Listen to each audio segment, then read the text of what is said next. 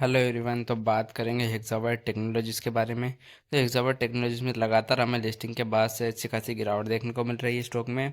अभी स्टॉक के डिविडेंड की एक्स रेट भी आ रही है, तो मैं आपको डेट बताऊंगा डिविडेंड की।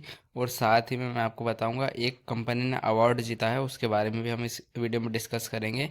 साथ ही में हम इसका पूरा चार्ट स्ट्रक्चर रीड करेंगे, कहाँ इसके इंपॉर्टेंस लेवल अप बन रहे हैं, क्या वापस से तेज़ी लौटेगी या फिर हमें गिरावट देता हुआ स्टॉक नज़र आएगा। तो हम इस वीडियो में पूरा इसका टेक्निकल एनालिसिस करेंगे। अगर मैनेजमेंट की तरफ से कोई भी कमेंट अपडेट कुछ भी निकल के आता है, सबसे पहले मैं आपको अपडेट करूंगा। उसके लिए पहले चैनल को सब्सक्राइब कर लीजिए, ताकि जो भी अपडेट निकल के आता है सबसे पहले आपको ही पता चले। देखिए, सब्सक्राइब कर लीजिएगा। देखिए, सबसे पहले मैं आपको बताता हूँ कि इस कंपनी को एक अवार्ड मिलता हुआ नज़र आया है 2-3 दिन पहले। Sustainable sustainable organisation of the year से इसको नवाजा गया है, उसका अवार्ड इसे मिला है। तो ये एक अच्छी खबर है स्टॉक के लिए। एक अवार्ड मिलता हुआ इस कंपनी को नज़र आ रहा है। लेकिन कंपनी ने एक डिविडेंड का भी अनाउंसमेंट किया है। देखिए, अगर आपके पास शेयर होल्ड है तो आप अगर 15 तारीख इसकी एक्स डेट है, अगर 15 तारीख तक अगर आपके पास इसके शेयर रहेंगे तो आप जो डिविडेंड के लिए एलिजिबल रहेंगे। उसमें डिविडेंड दिया गया है 5.75, ₹5.75 का कंपनी ने डिविडेंड दिया है, जिसकी एक्स डेट है 15 तारीख।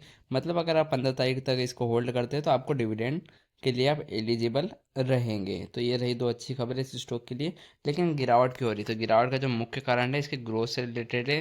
देखिए, अभी हो क्या रहा है, सभी यूएस कंपनी, जितने भी यूएस मार्केट में हमें जो गिरावट देखने को मिल रही है, नैस्डैक वगैरह इन सब में, उसी के कारण हमें सारे आईटी स्टॉक्स, पूरा आईटी सेक्टर में गिरावट देखने को मिल रही है। इसलिए इसी कारण से हमें इस स्टॉक में भी लगातार एक करेक्शन स्टॉक दिखाता हुआ नज़र आ रहा है। लेकिन अब लग रहा है थोड़ी चीज़ें ठीक होती हुई नज़र आ सकती है और आईटी सेक्टर वापस से ग्रोथ की तरफ बढ़ता हुआ हमें नज़र आना चाहिए। अब क्या इसके इंपॉर्टेंट लेवल बन रहे हैं? देखिए, सबसे इम्पोर्टेंट सपोर्ट एरिया निकल के आ रहा है 590 का।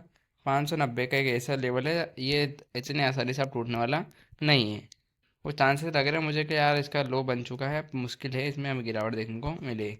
अब देखिए, ऊपर में हम कुछ इंपॉर्टेंट रेजिस्टेंस एरिया जो निकल के आ रहा है वो है 677, 677।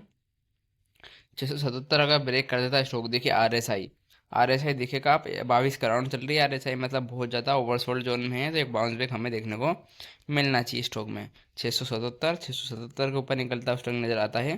तो फिर जो अगला रेजिस्टेंस एरिया आ गया वो सीधे 710। तो 710 तक हमें स्टॉक जाता हुआ नजर आ सकता है। और एक ऐसा रेजिस्टेंस एरिया है, अगर इसको पार कर हमें स्टॉक में क्लोजिंग देखने को मिल जाती है तो फिर वो पूरा स्ट्रक्चर पॉजिटिव हो जाएगा और वापस हमें तेज़ी देखने को मिलेगी। वो चांसेस तो बन रहे हैं, क्योंकि जो लगातार गिरावट देखने को मिलेगी, इतनी गिरावट हमें देखने को नहीं मिलना चाहिए।